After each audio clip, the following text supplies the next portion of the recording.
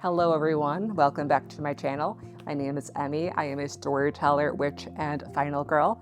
I'm also a death doula of almost a decade. I know I've been kind of cheating by saying a decade in some previous videos. Who wants to say 9 years? I want to say a decade. This is Memento Mori Monday. We are here to talk about death, dying, grief, different cultural perspectives on grieving, different ways of venerating the dead, and different perspectives around what happens to us after we've died. This is a little bit of an extension from my video talking about how I became a death doula, my journey, the why, the how. Reading was a really big component of me coming to terms, coming to realize what I wanted to pursue. It's not going to be all encompassing, but I feel like what I was able to glean from the books that I've added to my collection, enough of like a good foundation to the point where when I had my certification class, when I went through all of my coursework, I ended up kind of feeling like, oh, I know a lot of this already. That could go either way for people, but for me, it just really affirmed that I was doing the right thing. And I hope that I can give you all a little bit of that kind of guidance too today. This is a newer book. This is, so let's get a nice zoom in. This is Godfather Death. When a poor fisherman chooses death to be godfather to his son, he's certain he's made a good choice. For surely there's no man more honest than death. At the christening, death gives the fisherman a gift that seems at first to be the key to the family fortune. But when greed overcomes the fisherman, he learns that nobody can truly cheat death. It's a retelling of a Brothers Grimm story. I was very, very drawn to the illustration style. And, there's something beautiful about there being a book made for children to talk about these kinds of things. A lot of Disney is like the mother is already dead. There really isn't a whole lot of anything for you to build off of. I'm excited to read this one. I got that one at Witchy Woman World Apothecary. They don't carry the book, but a nearby bookseller brought in a bunch. I couldn't say no. It's the only children's book that I have on here. I wanted to have something ready to go in the event that I'm working with a client and they have a child that they also want me to work with in some way. That can kind of help to anchor the conversation or give us a touch point for another way to explore together. Normalize the fact that children do grieve too. Hi, Editing Emmy here. When I went to grab the book that I am going to be showing next, I realized I went to add in a few Joan Didion books, and then I completely forgot to do that. In my defense, they do not actually live on my death shelf. They live in a different area just by virtue of them kind of fitting a few different themes, but it does deal heavily with grief. The Year of Magical Thinking is a memoir by Joan Didion. This book absolutely changed my life. I feel like you could say that about many books that have to do with death and dying, but I had also dealt with a similar situation around the time that I read it, and I just felt so deeply seen and affirmed and honestly very held by the text. Blue Nights is the kind of natural companion to The Year of Magical Thinking, as The Year of Magical Thinking goes into the loss of Joan Didion's husband, John Gregory Dunn. If you're at all interested in kind of the design of books, it's a very simple cover, but if you look, the J, the O, H in thinking, and the N all spell out John, so it's just a devastating book in the best possible way. Blue Nights, it goes into Didion losing her daughter. Year of Magical Thinking, we have it introduced that her daughter has a lot of health issues, and Blue Nights is where it kind of comes to culmination. So they're very sad. they're heartbreaking books, but they absolutely, I think, will make you feel affirmed. And if you're unable to find community that feels right for you as you're processing your grief, I would absolutely recommend these books to anybody. So wanted to make sure they included a little blurb about them as well. In my time of dying. Wow. How I came face to face with the idea of an afterlife by Sebastian Junger. Similar thing. I got it more recently. Junger, for years, was a award-winning war reporter, traveled to many front lines, so ultimately putting his life at risk. The closest he ever came to death was the summer of 2020. The near-death experience happened. And it really shook him. It led to a series of other realizations. It's part medical drama, part searing autobiography, part rational inquiry into the ultimate unknowable mystery. It's also blurbed by Cait Doty. I was very drawn to this book in particular because I've also had a near-death experience as somebody who has been around death a lot, experienced a lot of loss in different ways. To come face to face with it is a very different experience. It recontextualizes your whole life. I've experienced that. And I don't know too many other people who have been able to recount their situation the same way that I've tried to. I feel like it'll be good for me, but I feel like it'll also be helpful for other individuals as far as that grief that you experience when you almost die. But that your life is different. There's no going back. Yeah. Shout out to whoever left this in a little library, because thank you. I am very glad to finally have a copy. The Butchering Art by Dr. Lindsay Fitzharris. John Lister's quest to transform the grisly world of Victorian medicine. So if you watched my vlog of us in Boston and Salem, then you will know that we went to the Ether Dome in, I think it's Boston General or Memorial, some generic hospital name that I can't remember now. But I have been wanting to read this book ever since it came out. I've been wanting it. But, you know, you come out on top if you wait. There's going to be a medical nerd who will gladly forsake their copies someday, and then it'll be yours. Revealing the shocking world of 19th century surgery on the eve of profound transformation. As surgeons put on their blood-stroked aprons and aligned their instruments, hundreds of men would crowd into a dirty operating theater, ready to be enthralled by the spectacle. In a time before anesthesia, surgeons were lauded for their speed and brute strength. Surgery was a show. But no matter how quick the operation, the mortality rate for patients was just as high as ever. Surgeons were baffled by the mysterious ailments that claimed the lives of their patients until an unlikely figure stepped forward, a young, melancholy Quaker surgeon named Joseph Lister, who would solve the deadly riddle and change the course of history. So that is what we'll be getting into. Love learning about medical history. It's so tricky because we will look at what happens in these books and go, why did we ever do any of that? And yet, if we think about our own medical experiences, we have a lot of nonsense go on and we're like, how are we not better? So I think it's important for me to go back to basics and learn about the history, because so much of grieving, mortality awareness, and death awareness comes down to understanding just how rough things used to be, and that being able to watch a surgery like that, to cram that many people, that it was a spectacle, that it was a show, the fact that potentially witnessing somebody's death was a show, that we think about Gladiator when that happens, that's why it's on the shelf too. I have been so excited for this book. It is Memento Mori, ha ha ha, right? It's like it's the name of the series. It is by Joanna Ebenstein, The Art of Contemplating Death to Live a Better Life. I did have her on my podcast, The Violet Vulture. So if you are a podcast listener, you can go listen to it there. I'll be definitely bringing our conversation onto YouTube. It is an extension of a workshop that she has been doing for a long time. It is a step-by-step guide to accepting and embracing your mortality to live a more fulfilling life. It follows a similar structure as The Artist's Way. It's a 12-week program to befriend death in your own way by creating your own personal daily meditation on what it means to be mortal. I am doing it my own way. I'm not following the whole system in the perfect whatever, but I did refer to it a good amount in preparation for my walking group, honoring our ancestors. I refer to it a lot when I'm like preparing for Memento Mori Monday. As I told Joanna in the podcast episode, this is easily one of the most significant books that have come out more recently when it comes to nonfiction and for the subject matter, because it really is like kind of what I try to embody. It's not strictly about whether or not you're actively dying. It really is a beautiful, multidimensional look at what it means to have a finite life. So highly recommend this for everybody. This is an amazing book. And Joanna and I met randomly years ago, and we had that realization too. So it has a very special place in my heart. Okay, I'm gonna lift both of them together because they're very large. Okay, hooray.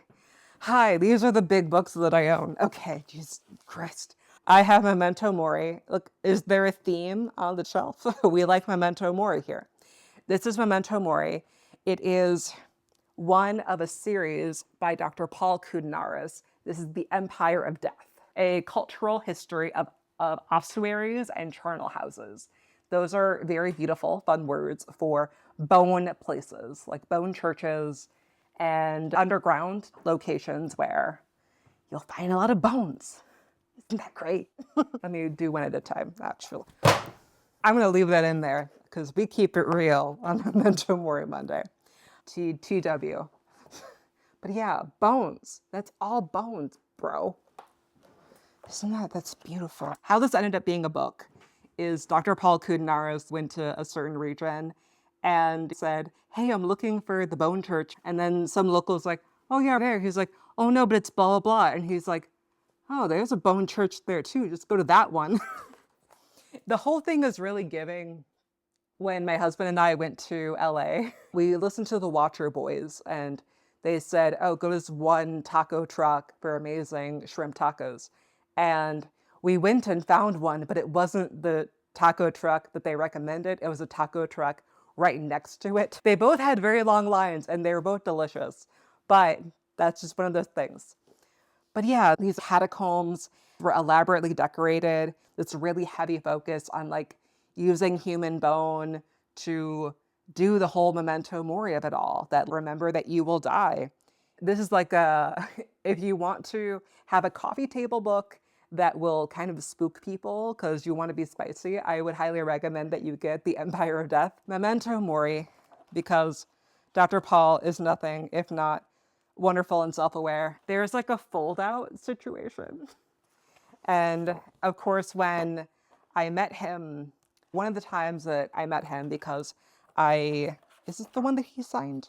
Yes. Yay. Dear Emmy, thank you and best wishes. Cool. And then he drew a little skull. Hooray. What's wonderful about Paul, he said, oh, this was so beautiful, that one figure that's in the centerfold. He's like, I wanted it to be like a bone Playboy magazine. Like, these are not words I thought I would hear today. These words are not in the Bible. Refined noises. I'm going to grab a few at once because it's going to be really hard for me to grab them one at a time because they're very crammed in there. That's okay to kind of like follow, mirror each other a little bit. Death, Mourning, and Burial, a cross-cultural reader. This one actually goes back to me in undergrad when I took the symbolic anthropology course that actually kicked off me being academically interested in death, dying, and death ritual. So thank you, Dr. Elfrida Monaghan. I know you hated it, but thank you for doing it anyway. It's a very, very comprehensive resource. You're going to get a lot of different perspectives in here. So highly recommend if you're trying to decolonize your mindset around what death ritual could look like. This one is going to really, really help you get there. I have Beyond the Dark Veil, Postmortem and Mourning Photography from the people behind the Thanatos archive. If you've been a morbid person on the internet for long enough, then you very likely have encountered the Thanatos archive. Their whole deal is that they're creating an online archive of postmortem, antemortem photography. So there's also a lot of wonderful, I know it's faint. There's a lot of wonderful pieces, essays in here. I have another book on here by Bess Lovejoy. She wrote another wonderful essay in here, Mourning as Memory, a brief primer on Victorian mourning customs. Again, if you want a slightly macabre for maybe other people, but for you, you're just learned. You're just a curious cat. This is another one that has like dark coffee table book kind of vibes and can invite a lot of wonderful conversation. And I feel like it's also like short enough and it's been out for long enough that if you want to do a book club with other people who are interested in talking about death and dying, this would be a great one to read together. And this beefy boy, Thickum.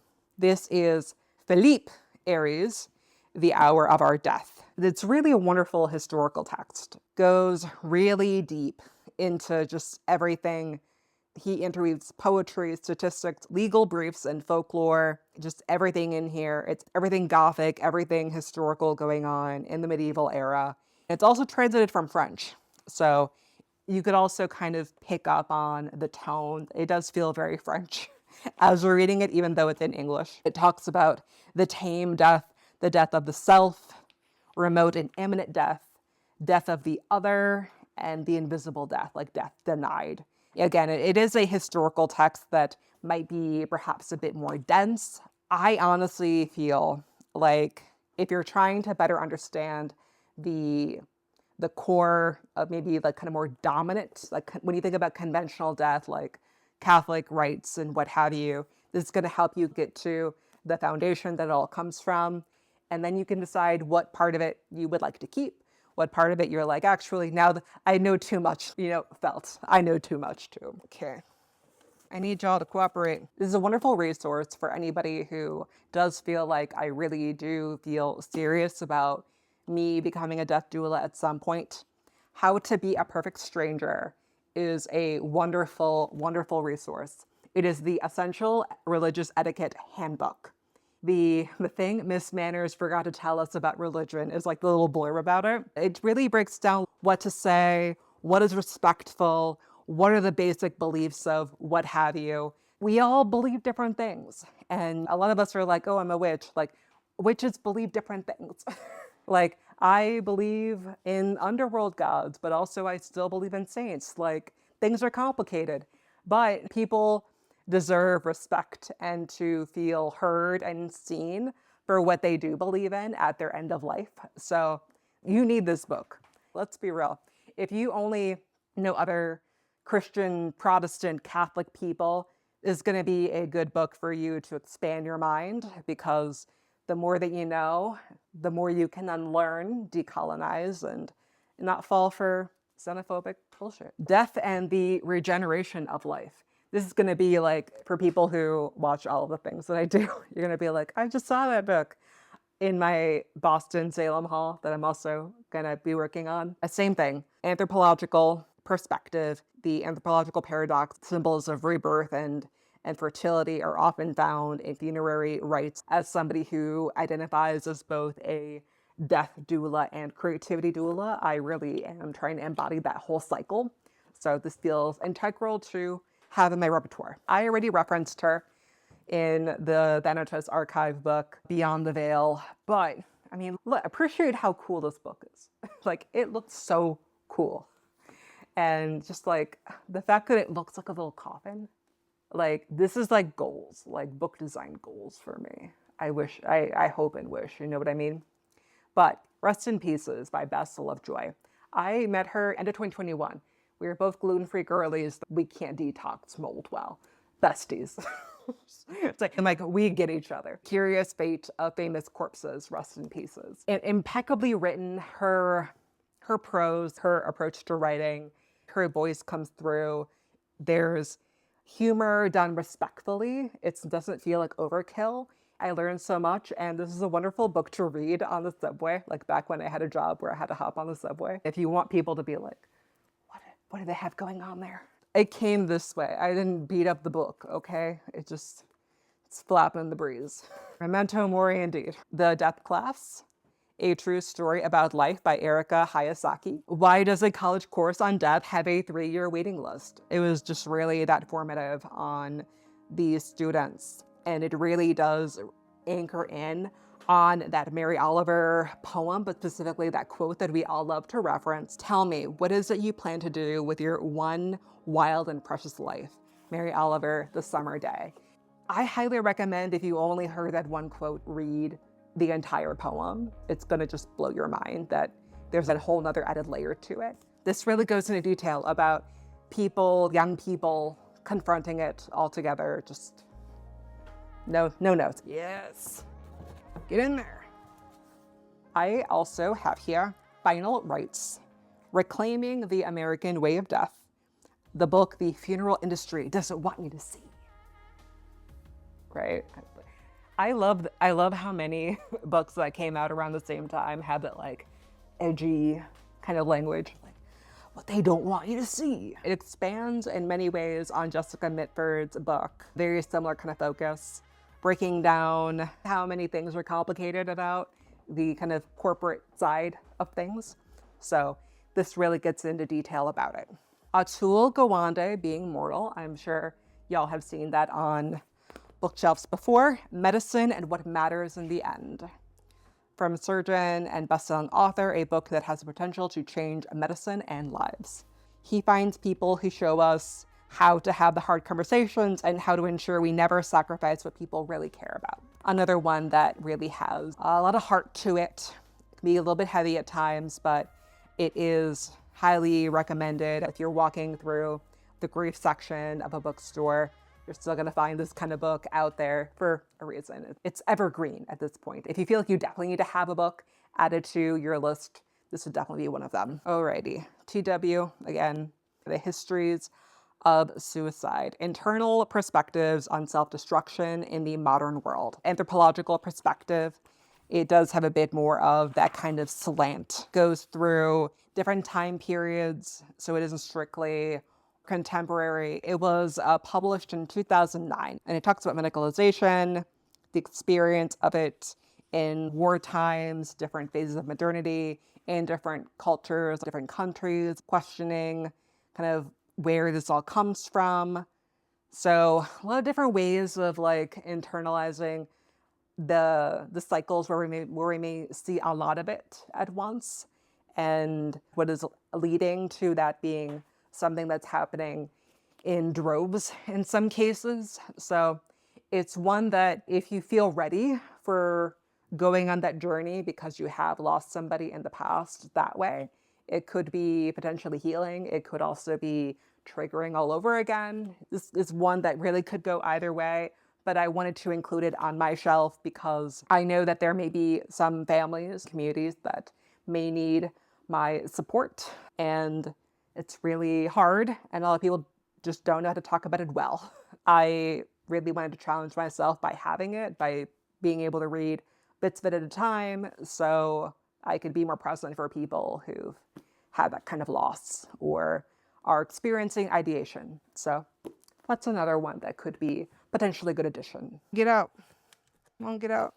I believe in you. Next up, The Conversation. This has a similar kind of slant as Atul Gawande's book Being Mortal, a revolutionary plan for end-of-life care. This is clearly a very well-loved book. It is covered in coffee, ancient coffee, because it's definitely one that I've had for longer. It's been with me through a few moves. Harvard Medical School physician Angelo Volandes offers a solution to traumatic end-of-life care, talking, medicine's oldest and least technological tool in the proverbial black bag. So offers a few different ways to have the conversation, argues for a radical re-envisioning of the patient-doctor relationship, and also includes other ways that we could talk about it. Difficult issue to ensure that the patient will be at the center and to ensure that they are taking charge of their medical care. It might be the most important conversation you ever have. Now, another one that goes back to college. Oh my God. I've had this book since college. Celebrations of Death. You could tell, I mean, look at that. I love whoever designed anthropological texts to make them look like they're the carpet of a bowling alley. The Anthropology of Mortuary Ritual, 2nd edition. If there is a more up-to-date one, I will include that. It provides a wonderful cross-cultural study of the ritual surrounding death. So same thing, if you're looking to decolonize how you approach your death ritual, if you're looking to expand your mind and get out of like, everybody needs to wear white and black and cry quietly in the corner, this is gonna help to disrupt some of that mindset for you. Oh, this is the one people all the time will say like, oh, have you heard of smoke gets in your eyes? I'm like, y'all wouldn't let me forget if I wanted to. Caitlin Doty may have been the inspiration for a lot of us, like myself included. She was a source of inspiration for me when I thought about becoming a death doula. It's her breakdown, like other lessons from the crematory, a kind of similar perspective as I'd say Final Rites, but from more of somebody who is trying to navigate her own journey. It's both memoir as well as that deep dive peering through the curtain kind of moment. So it's a good one from the standpoint of having a real world perspective, somebody who's lived it, somebody who has had the experience of going the corporate route with working in a crematory to what she's doing now, where it's very different. So it is a good one for having more of like a contemporary context. How old is this book now? 11 years? Wow. Okay. So 11 years ago, this is one of the newer books as far as like that kind of perspective. So you could go and read The American Way of Death by Jessica Mitford. That's perfectly great. But this is also going to give you even more of a modern perspective. I recommended to somebody more recently, Death Benefits. If you get a newer cover, I think it's paperback. I got it from the Strand bookstore. It's like, I feel so sad. I haven't been to New York in forever. I really, really miss it. Just again, books like this I did not find in Chicago. I found them in New York. Death Benefits. How losing a parent can change an adult's life for the better. Jean Safer, PhD.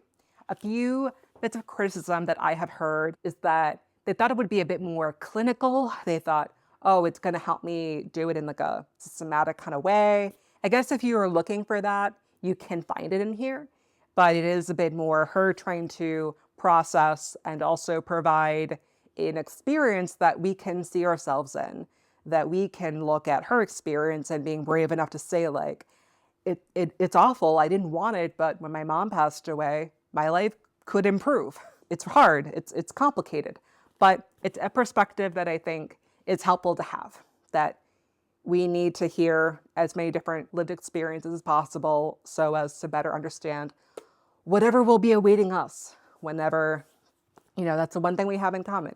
We're all going to die. But how are we going to deal with it? How are we going to feel? What's it going to look? What's it going to be like? We don't know. We can't know. It's going to vary from person to person, loss to loss. So it's just another perspective.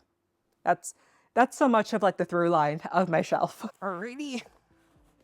Oh my God, home stretch. The Sacred Remains. Again, another from college. American Attitudes Towards Death by Gary Leiterman. Less so of getting different perspectives all across the board. You can definitely get the Victorian way of death in here, the time frame before that, and then what came thereafter. This is a good one from the standpoint of, if you're like, oh, I'm American, I don't have anything else that I could possibly like glom onto. This is a good way to look back and see what of American, of the original Protestant way of death that maybe would resonate with you more than whatever you're looking around and experiencing right now. Another anthropological. This one did not come from college years, I think. I may have picked it up, but I didn't use it for anything. And then when I came upon me wanting to be a death doula, this ended up being very significant. The Anthropology of Modern Dying. So it really, talks a lot about that moment on live TV that the people that could remember. It was November 1998 that this happened. Michigan pathologist Dr. Jack Kevorkian helped to end this man's life on his own terms. So getting into all that and really the family focusing on ending his life qualified as a good death. So what does that mean? What does that look like? There's also the focus on AIDS, cancer, other chronic illness. This one was heavy as well. It's all just reason enough for us to have even a semblance of understanding, even if we were not present, because I don't know where you were in 1998, but I was probably watching The Hunchback of Notre Dame for the 1,000th time. Grave Matters, a journey through the modern funeral industry to a natural way of burial. Packed with green burial information, it breaks down the average cost at the time of a funeral and burial. Spoiler alert, it's a lot of money. And it details 7 natural alternatives to standard burial. There's an afterword that's included in this version. It's funny because it says new, but the book's now old.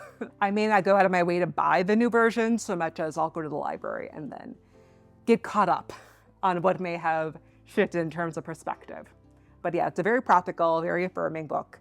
It is just a wonderful one to have if you know that alternative burial methods are important to you on a values basis. Understanding that your body, when you're no longer around, you have a carbon footprint even after you have passed. So something to think about. Part of being a good ancestor is also like, will you be decaying in a way that is respectful to the environment? We love to hate her. We love to hate her here. She's fine. It's fine. It's fine.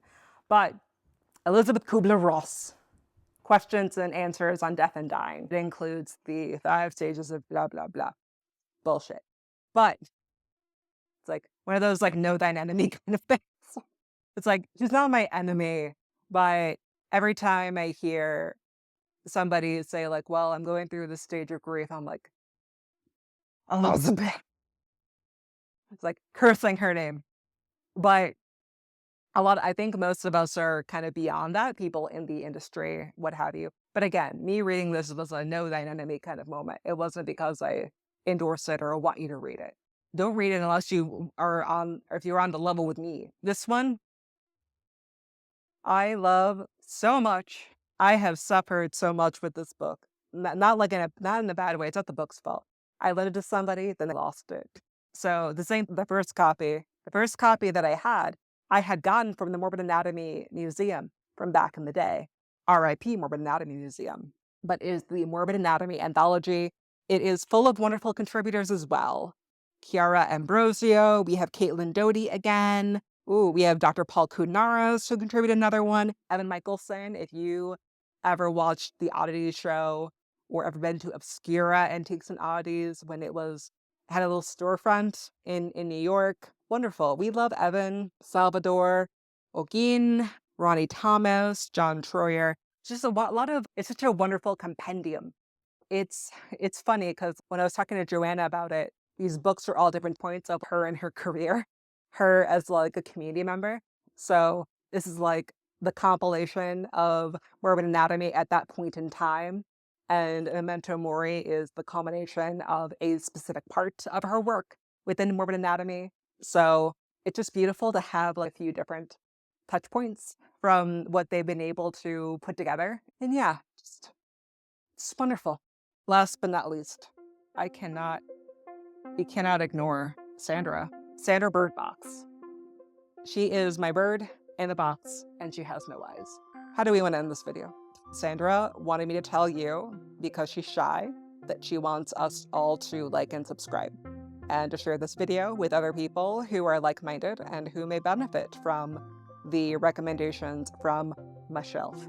Otherwise, thank you all for tuning in to this Memento Mori Monday. Let me know how you felt about this format, and if you want me to do another kind of roundup of any type. I don't know what I would do. Maybe we'll go on a field trip. Comment below if you want us to go on a field trip. I'll take us somewhere and it'll be fun. But yeah, I'll talk to you soon. Bye-bye.